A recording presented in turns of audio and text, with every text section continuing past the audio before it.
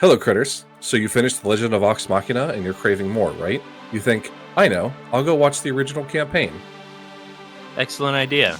Until you hit play on episode 1 and two things smack you in the face. The questionable sound quality and the 3 to 4 hour runtime. Yikes. Don't worry, we've got you. We're diving into the chaos so you don't have to. We'll sacrifice our ears and our evenings to bring you the recaps, highlights, and all of the behind-the-scene magic you crave. Welcome to Vox Rewatch. Because the past deserves a second look. With better audio. We're just a bunch of longtime friends and proud critters who love the chaos, the characters, and the wild ride of storytelling. Join us as we dive back into it all with lots of laughs, way too many theories, and probably some tears too. I'm Doug. And I'm Connie. And I'm Eric. This podcast is part of Tabletop Tether, our nerdy little home for TTRPG content, deep dives, and unapologetic fan joy. Just so we're clear, Vox Rewatch is an unofficial fan podcast and isn't affiliated with or endorsed by Critical Role in any way. All right, friends. Following the victory in the Underdark, Vox Machina journeys across the Ozbet Sea to the continent of Othanzia to seal the indestructible Horn of Orcus. Upon arriving in the ancient, highly fortified city of Vasselheim, they meet Highbearer Vord, the namesake for our Lady Kima of Vord, at the Platinum Sanctuary. Vord tasks the party with clearing a subterranean vault, the Hall of the Exalt, which has become infested with phase spiders. After surviving a series of mechanical traps involving fire-breathing pillars, and crushing stone pistons, the group successfully delivers the artifact to its final resting place under the guard of the Platinum Golems there in the Platinum Sanctuary. The episode concludes with a significant shift for the party as our beloved Pike Trickfoot chooses to remain in Vasselheim to restore a long-forgotten temple dedicated to her deity, Sarenrae. So come along with us as we dive into Campaign 1, Episode 16, Enter Vasselheim. Whoop, whoop, whoop. Can I just say, this finally felt like a good Vox Machina episode again after the break. I felt like they get into Vasselheim and it was very slow, but I think that was done purposely. I enjoyed seeing Vasselheim and like getting the air of the city. And I forgot that arcane magic is a big no-no in this city. Yeah. And like, what does Tiberius do? Like, immediately does magic to like make himself look like one of the people or something. And they're he goes from red. He changes his color. To gold. He goes to gold, so he's not a And they're just it was immediate. There was no immediate. You shouldn't do this. Okay. Whoop. Yeah. But I didn't think we were in the city. Yeah. We're in the city, Tiberius. Yeah, but Vasselheim's a cool city, and I love, like, stay tuned. Vasselheim is pretty important to the rest of this campaign, and actually the rest of all the campaigns that it ties back. Yeah, so even the offshoots, the Exandrian Limited and whatnot, all of those. So when you're the holiest city there has ever been, this is like the D&D version of like the Vatican.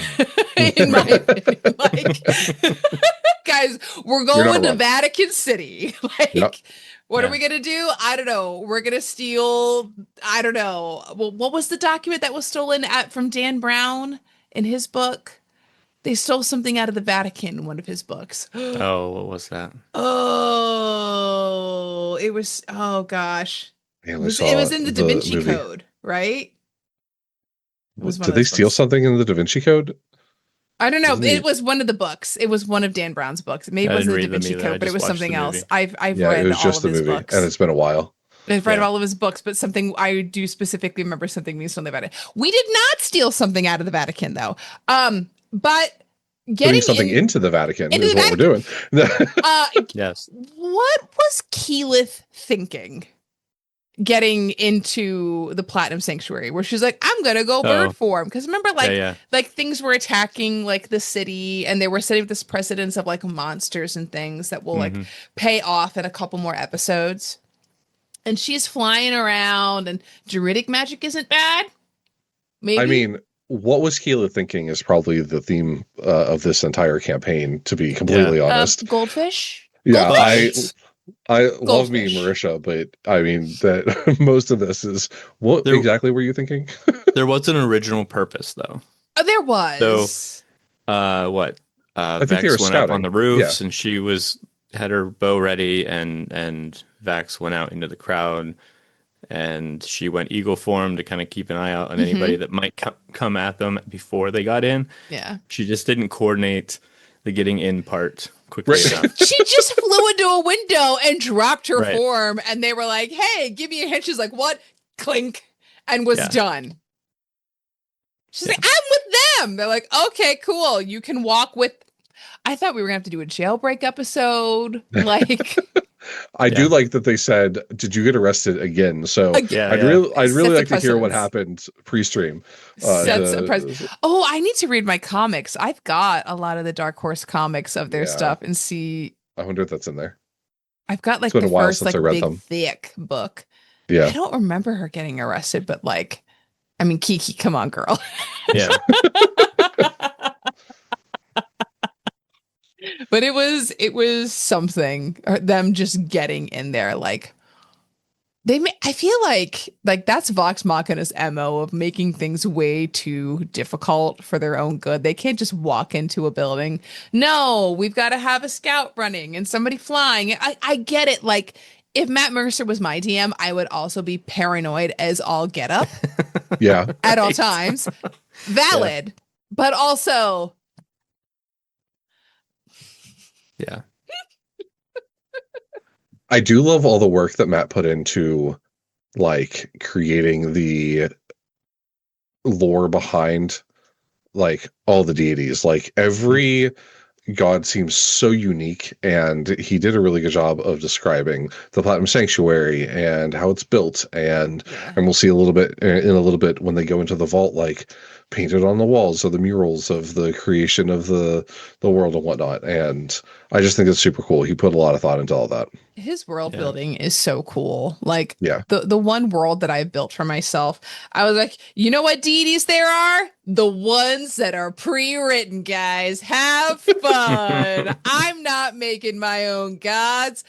It's Monday through Friday, 12 months a year. I just made the physical world. Like, I can't comprehend making up all of that extra stuff. And you're right, like he makes it so rich and so vibrant, and it feels like lived in. Yeah. Which is just Matt Mercer. Chef's kiss. As always. Yes. It's why we love you 10 years later. But I love how they're like, hey, we brought the horn. They're like, by the way, we're not quite ready for it yet. Or like, what was the way that they brought up the fact that like, you know what, actually we need some housekeeping first? Yeah. Someone was supposed to go in and clean out the area, and he didn't do it, or didn't do a very good job. He spiders. Yeah, he went in, but then he turned on some of the defense mechanisms to help himself get out, and didn't finish. To be fair, I wouldn't want to go in there by myself. No! And find a whole nest of spiders either.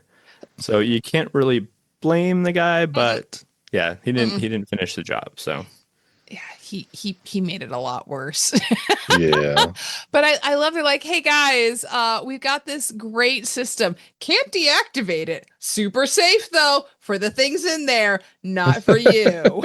Right. But yeah, we got some pretty cool traps, I think.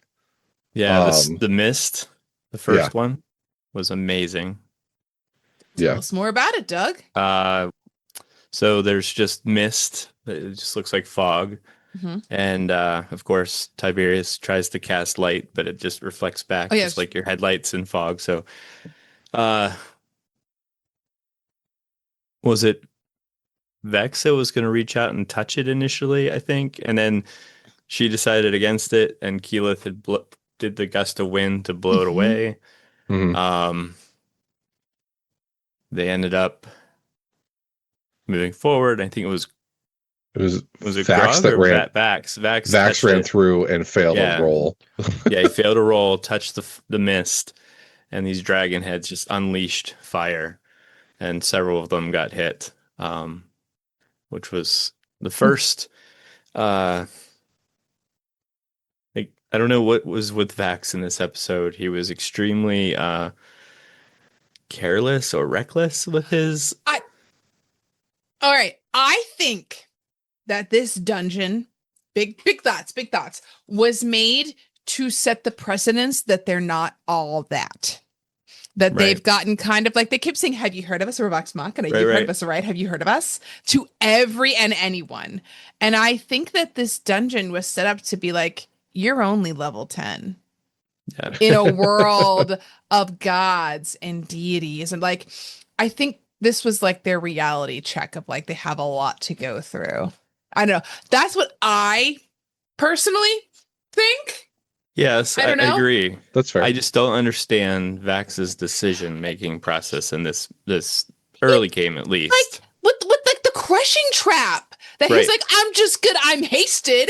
The only reason he didn't die is he was just too fast for death to catch him. But it got his heel. Oh, it got him close. He was hurting for sure. Well, they were saying like if he was saying like if he nearly got hit by something, like the amount of damage he would have taken was catastrophic.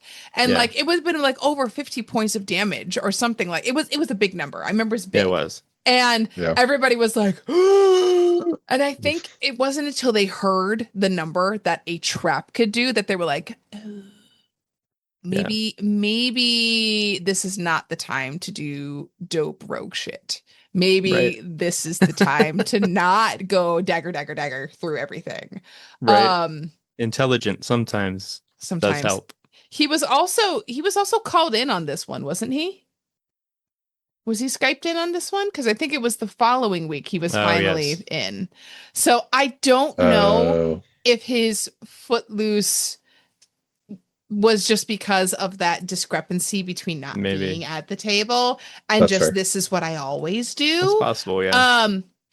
I feel like the Vasselheim arc is where the party really starts to grow as characters and players and starts to get more of how they will carry on through the rest of the campaign. Like the Briarwood arc kind of cements the growth that we get now, and then they just go from there. It's my thought. Like Vax isn't nearly, well, there's a specific reason why I think Vax isn't nearly as crazy. And that's episode 40 something. That's the Sunken Tomb. With why they don't get so grabby. And it's not even his fault. Like, right. Anywho, but like, and then spiders. Well, we don't even before we get to that. We have something. We can't get the spiders yet. What was next? What was next? We can't let Tiberius off the hook that easy. Yeah. So when have we ever been a place to let Tiberius off of the hook? No, but we almost skipped the biggest. We tried to give him the benefit of the doubt sometimes. I had forgot about this, and you are so right. This is one of the biggest. I will also say, I've said this before. In this moment, initially, it was I've got your back. It was a backup plan. Should have only been a backup plan. Shouldn't have been anything more than that. Yeah. But Vax sets off the traps. These big pillars slamming up into the ceiling. There's one little tiny spot. It's a Death Star shot in the ceiling. Vax and Percy look at each other. And he's like, no, you go ahead. I'll probably just destroy it anyway. Something like that. So she pulls the arrow, fires, rolls a 35 with some inspiration. Yeah, but still. 35. So yeah, it's going to be a hard shot, but she ends up rolling a 35. And before she fired, Tiberius was like, I'm going to hold out and be ready. And she And agreed to it. She said, and okay. yes, I've got your back. And she's like, okay, good. Because she was worried she was going to fail the role. And of course, telekinesis can hopefully take care of the rest. And it was another situation where Orion spoke out of turn in terms of what he was going to have to do. He thought if he just casts telekinesis, it'll succeed because he doesn't have to roll anything. Yeah. That was specifically what he said to Marisha. But Laura rolls to 35. Everyone's like, oh my gosh, this is awesome. And just as Matt describes the arrow hitting the edge and bending up into the hole, he casts telekinesis and her face just Drops. He's just like, oh, why? Like, And nobody wants to lose a moment like that. Right. Clearly, that was an amazing moment, impossible shot. 35, it had to have been successful. There's no way Matt would have taken that from her at that point. I mean, even But he just stole the thunder. a 30, I think, is impossible. yeah, Right. an impossible DC. Yeah. Right. So she cleared that. Yeah. Like I've had players roll 31s and 32s. So I was like, you earned, I call those your miracle shots. And that's what she got. She got a miracle And that's shot. what it was. Yeah. I did like, however, after the fact, everyone congratulated her. Her. Nobody even spoke about what he did in that moment, even though he was like, yes, we did it. Well, and they were both happy about it. Eventually, she kind of looked at him and gave him props. But what a horrible moment, like to feel that close.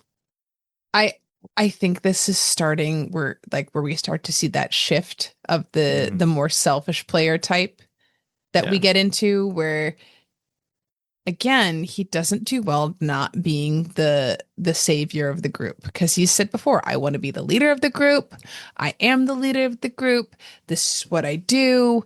And he just wants to have I get it. Like, you want to have those big cool moments, but like, let someone have their fucking moment. Yeah. And they're just like, when every time someone says something, like, I love that Travis has always been like, no, let them have, like, this is their moment. Let them talk. Let them do so this. Good for that. And he interrupts a lot of, and it wasn't just Tiberius. No, but he does it because he recognizes how important those moments are to each individual player. And I think he pays attention to that the most. But yeah, that was just a very disappointing moment that it doesn't necessarily take everything away from what happened, but there was just that when you make a face like that, when you're upset that someone stole it right out from under you, you've ruined that particular moment anyway for them.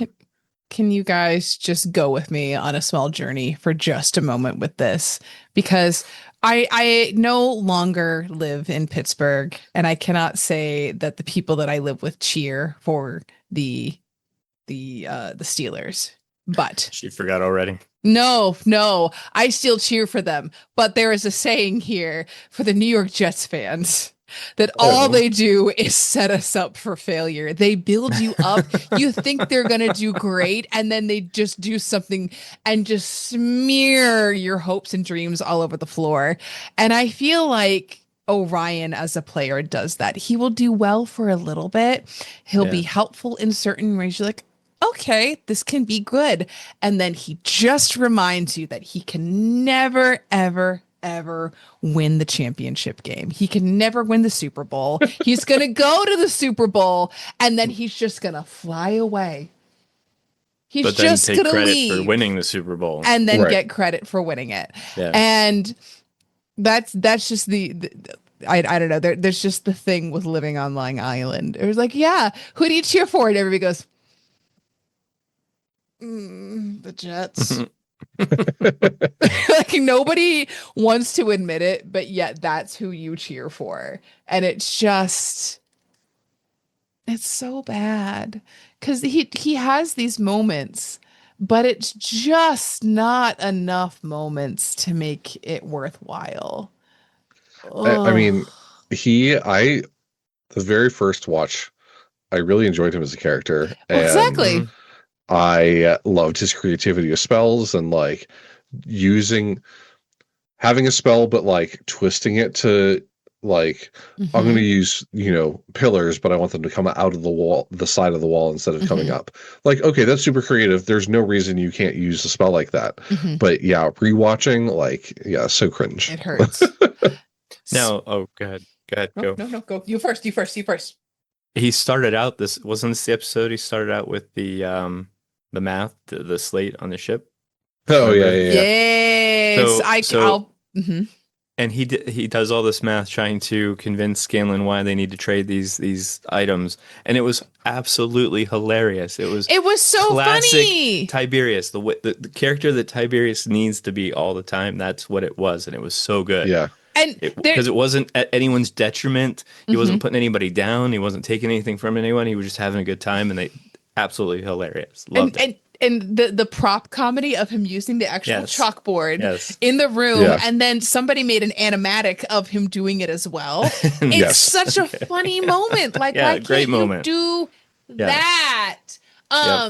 So I know this is a little bit of insider trading info, and we've been talking about it. Matt does come forward in 2 more episodes and talk specifically about Tiberius and his magic casting. Did you guys catch that with our watching ahead or no? I did. Hubris?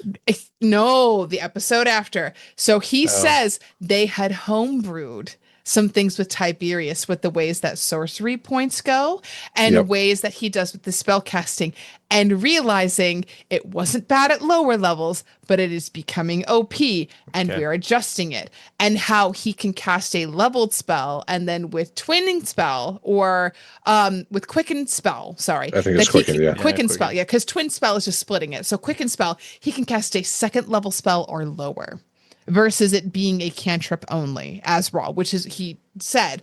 And then he talked about the sorcery point conversion and how they were running it differently, and said, it's a pretty good setup for him.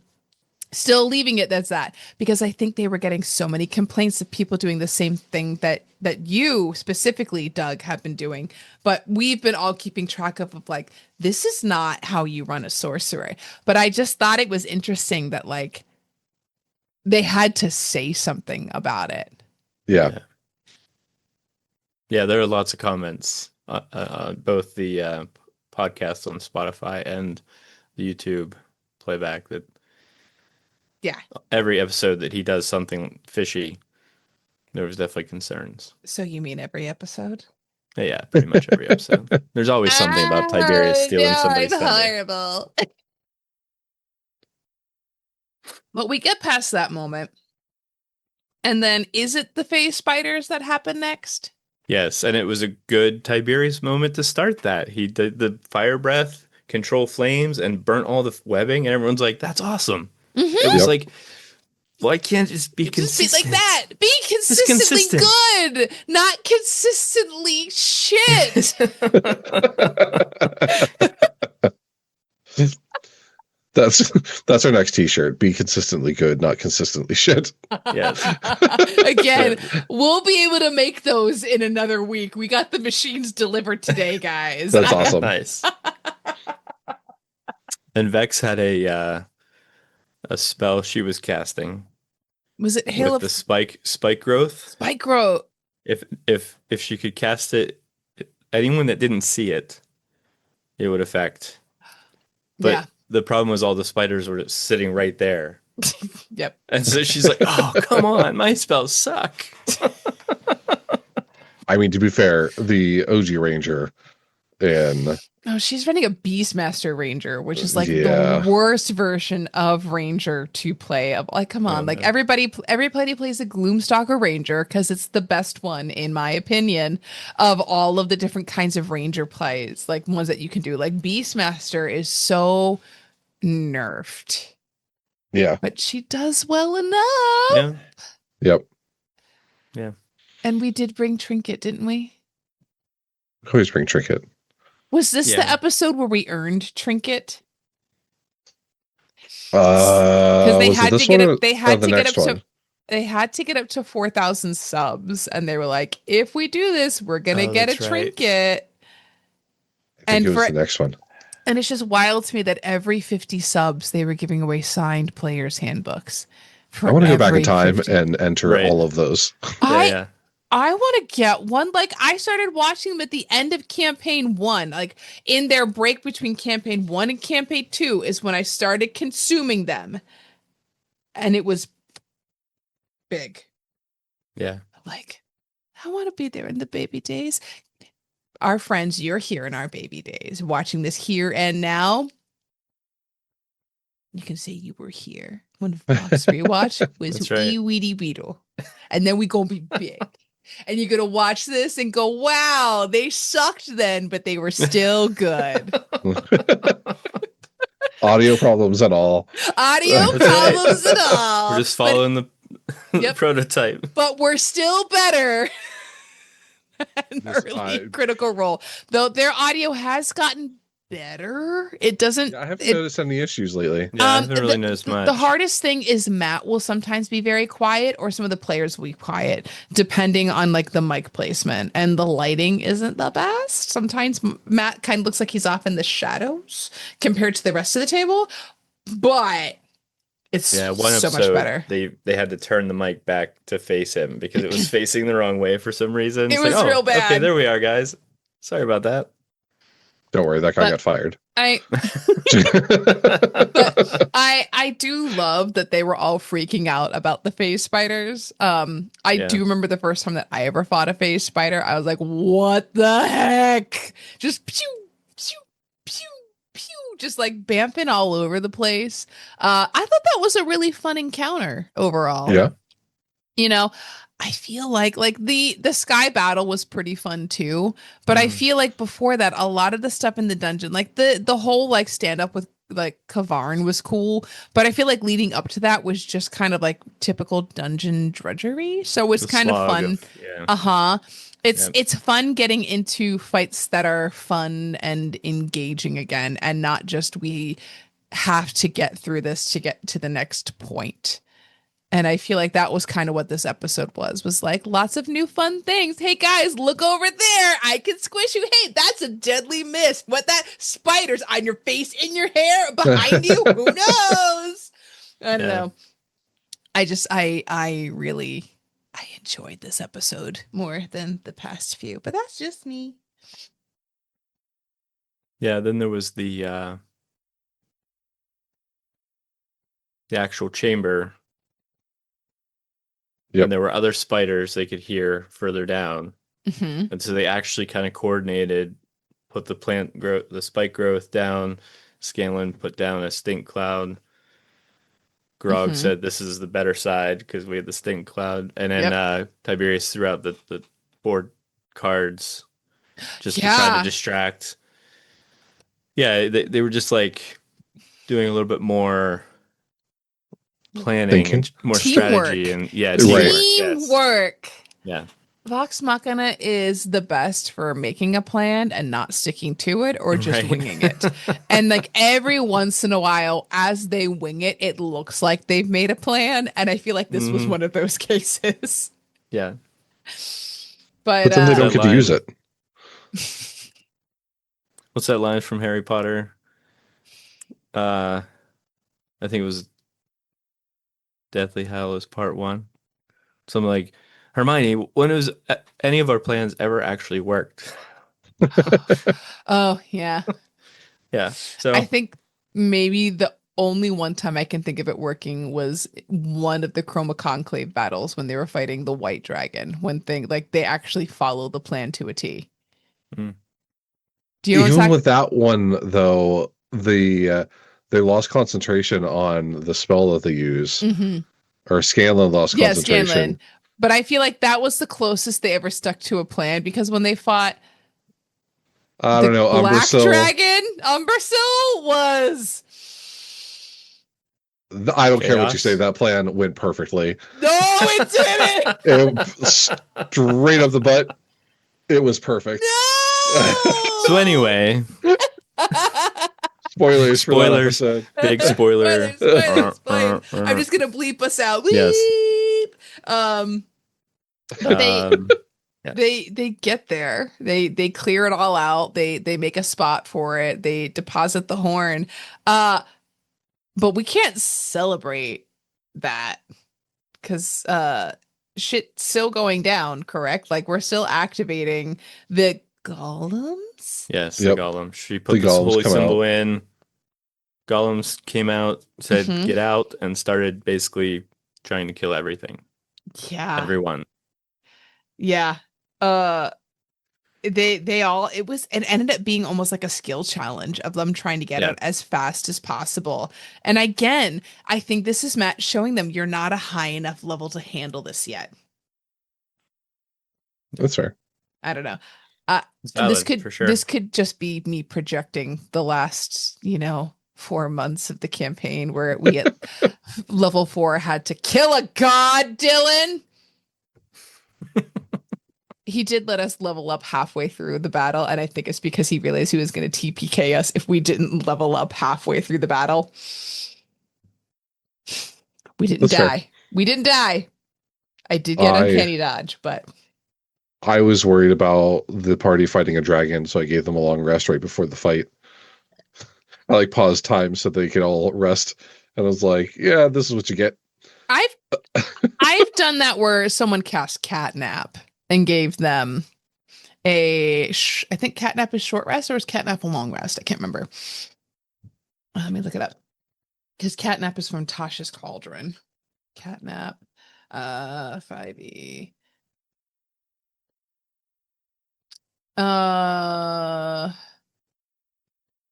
They get if the target remains asleep for 10 minutes, they get the benefits of a short rest. Okay. So I've used that before, but I have never done the halfway through an encounter before, like I have with this. No, and I think you are a more benevolent DM than I am because I have specifically set people to fight dragons where most of their resources were burned on purpose. No, this is I knew this was going to be the end of the campaign, and I was worried that even with a full long rest, there's a solid possibility that they're going to die. Eric. So, but it's the end of the campaign. My characters fought Strahd and had gone through all of Ravenloft and were operating on a short rest, a hope, and a dream, and they still got him with Operation Dumbo Drop, I think was what they called their big plan to get him out. I mean, I did this, and then the very first move, our favorite rogue decided to feed the dragon a death potion. So, is that when that happened? Yeah, That's when Pim did Hey, it was that? a 50-50 shot, so I had to go for it. I'm like, let's do this. If it worked, it would have been over. We would have been done. I don't know if that actually would have happened. But I truly love that. I think that by the end of this podcast, I'm going to know Pim's timeline from birth to death. Wait, which death? You're going to know every character that swallowed me. That's a thing. That would happen a bunch. There are 2, 3? There are 3? At least I don't 3. think you can count the number of times Pim got swallowed. At least 3. Minimum 3. Yeah. The number probably will go up as we frog. There was that shoot, what was it called? I forget. The dragon. The dragon. Pretty much, if it was larger than a halfling, It tried to swallow. it tried to eat Pim. Did I do it? Did I get it? Nope. Dang it. Hands are clean. Crap. That was the closest you've been yet. That was a bad choice on my part. It was a real bad choice. Yeah. Wow. Yeah. Wow. I loved Pim. Pim was my favorite character I by love far. Pim too, and I've never known Pim, and I think I love Pim because of how much you hate Pim, Eric. Just be the DM of Pim. Let's do it. I want to see you DM for my Monday group, and then we will talk because I have a fucking group full of Pims. I have the blessings of the Raven Queen. I just bam for here, bam for there, bam for there. I'm a juggernaut, and I just do double damage to wows. Why do we need to go around Ravenloft when we can go through Ravenloft? See, that just sounds like separate parts of Pym. Pym was all of those things in one. But I had 4 of them. My party, I love my Monday group. They are all power gamers in the best way because they all role play as well. But they build characters that just go. That's fun. And they are chaos incarnate.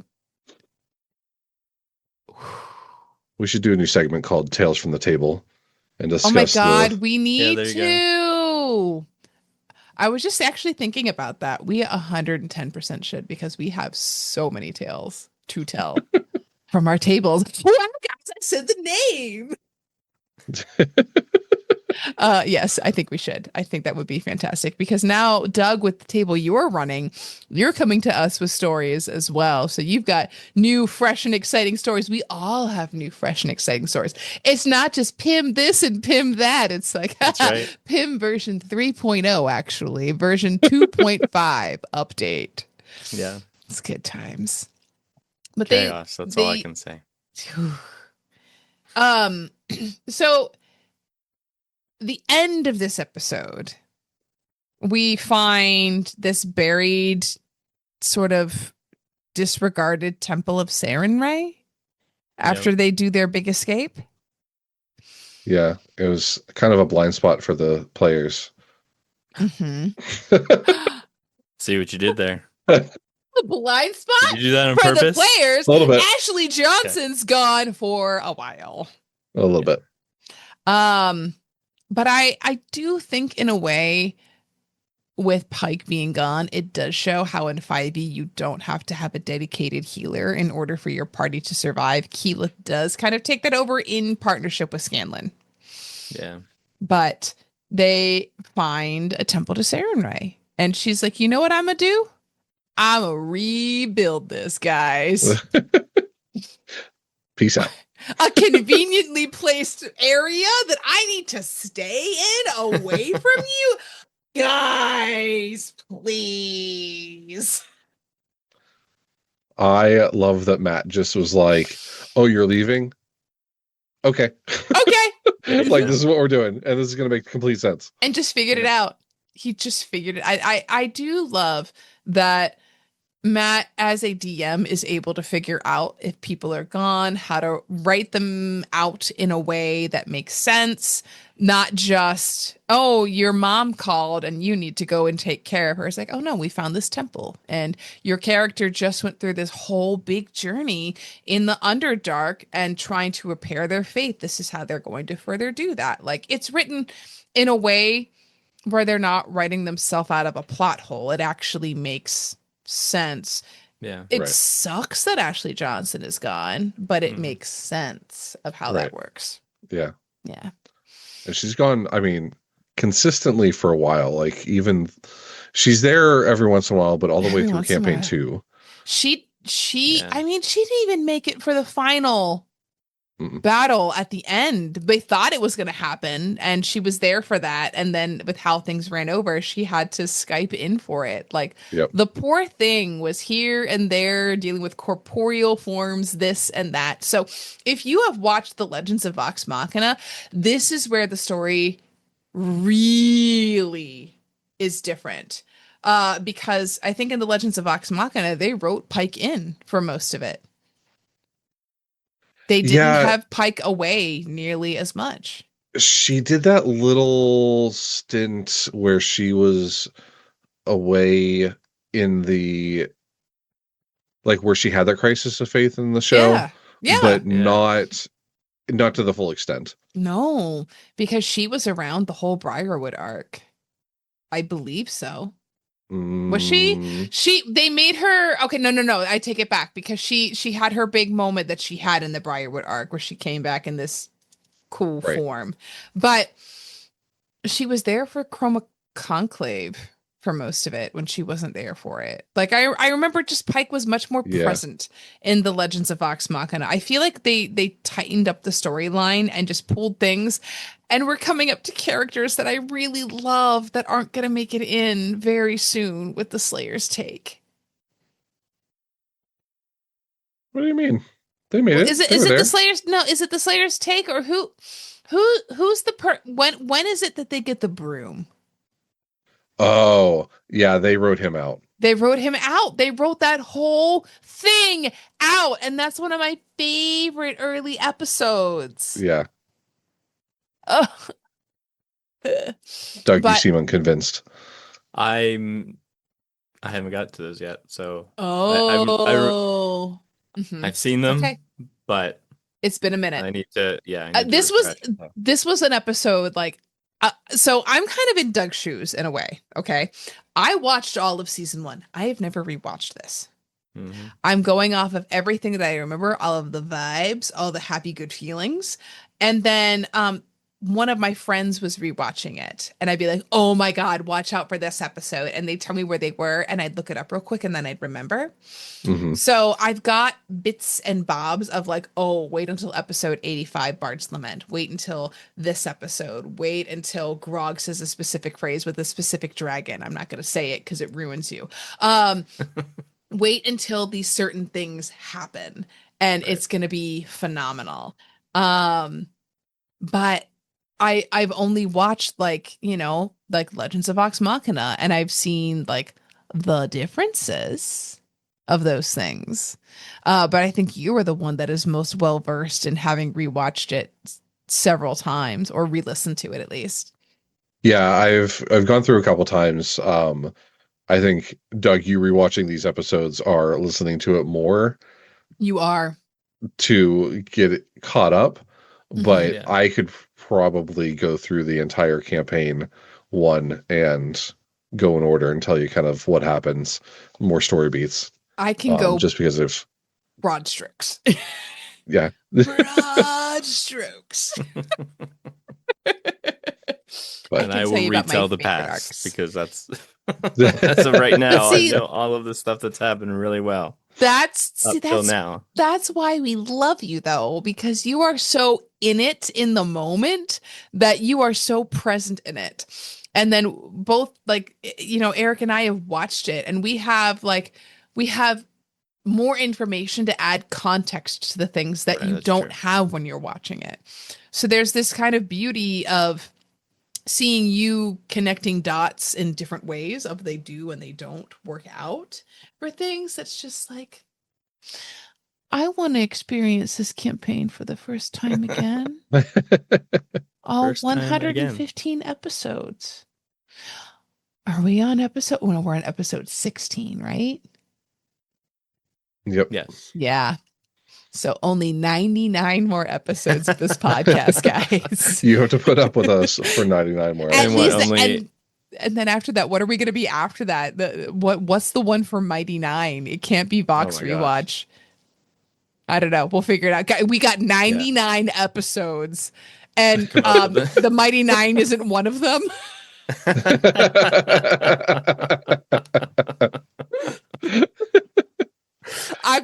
You know what? I'm gonna leave now, guys. At least I'm- not until campaign 3. Yeah. I mean, I'm gonna be spoiler. honest. I am not fully caught up on campaign 3 nor campaign 4, but I think we talked about this, that I'm putting myself fully into campaign 1. Yeah. Yeah. After this one, I watched all of campaign 2, but definitely didn't rewatch it. And I watched all of campaign 3, but it was more of I didn't sit down and watch it. Mm-hmm. It was just, I listened to it. So I know that I missed a lot of things. Well, I think the thing is each campaign tells a different story and of a different adventuring party. And like Vox Machina is your traditional folk heroes coming in doing good things that people know. Vox Machina, that's just, have you heard of us? And like the Mighty Yep. Nine is like the heroes from the shadows. Like the The Thunderbolts. yeah. Yeah. Mm-hmm. They're Yeah, the 100%. anti-heroes. and then Bell's Hells. They didn't want any part of it, and they were like the unwilling participants that were just dragged through it because they're the Suicide Squad. Yeah, they're the people that were just they didn't have a choice. They got dragged through everything and were just, well, I guess we're going because you've got these weird visions and you were dead on a tree and you make chairs. Let's go. I don't know. But I personally resonated the most with Vox Machina. Now with rewatches and stuff, I think there's a lot of complexity to the Mighty Nine that I had missed before. Now watching the show, I'm like, okay, there's a lot of complexity that now, like as a more experienced storyteller, that I can really appreciate that I didn't appreciate the first watch through with it. So I love this just because I get to revisit things and have like my DM eyes turned on and my storyteller eyes. And what do I see? What do I perceive? And it's just so different in a good way. Yeah, I definitely think that Mighty Nine, there's a depth to the characters to start with, like right away, that you don't necessarily, not that there's not depth, but grog and ale, grog and ale, grog and women, grog and ale. Yeah. For a while, and then it becomes something that develops, like you said before. They're right out of the gun. They're complex. They're, there's a lot more to each individual character, which makes that whole story that much more crazy that they're, getting along, let alone doing something that's moving the story forward. Yeah. So I think that I appreciate that more now than I did. Like said, the first time you watched it, you're just like, oh, this is so different. This isn't what I was expecting. It wasn't Vox Machina. Yeah, it's not Vox Machina. You were like, I wanted more Vox Machina. Like, I remember you and I, Eric, sitting down. I was at my computer and we were watching it live together, trying to at least make it to the break before we went to bed. Because, like, guys, the East Coast life is so hard trying to watch when the game was live. At least we can say that we watched it when it was live before it was pre-recorded. Before in the before times. Back in my day. in the pre-pandemic times, guys. Yeah. You know what will be one day? We'll be live one day. But it is in the after times. But if they want to watch us now, Eric, where can they find us? If they miss us. Can find us. Put all our episodes on YouTube at Tabletop Tether. Hell yeah. Spotify. Yes. I'm working on spreading this out to other podcast places. We'll see how that goes. But if you want to check out some of our other content, we are on the Facebooks. We are on the Instagrams. We are on the TikToks. Blue Sky, Twitter, X, Twitter. It's always Twitter. Yeah. And we have a website. We do. tabletoptether.com. Yes. .com. Might be copyrighted. I don't know. And I'm working on getting more stuff for us to put it for short form content. So a lot of our antics that may get cut out of the episodes, I'm trying, guys. I'm trying to get us more fun short form content that wasn't right for the episode, but y'all needed to still see us, just being ridiculous, because we might be professional in how I've cut this, but guys, we are but mere mortals. And so I'll put the fun stuff up on there, on TikTok, on Reels, on YouTube Shorts, on all of those places you can find short-term content. Because if you like the short form, hopefully you like the long form too. That's all I'm saying.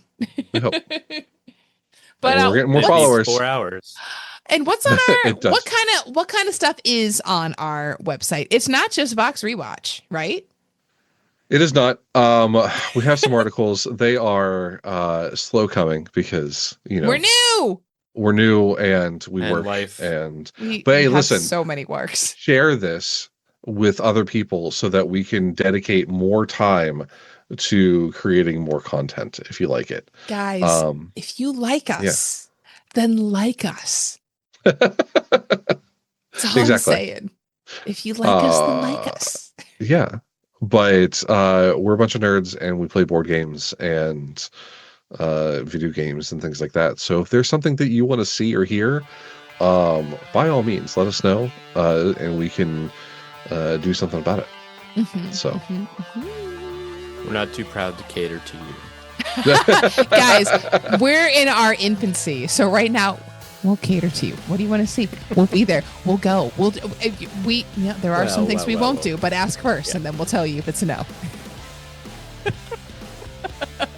We need to go before I say things that are going to get me booted and fired for like the 5th time. Okay. Flagged for inappropriate content. Goodbye.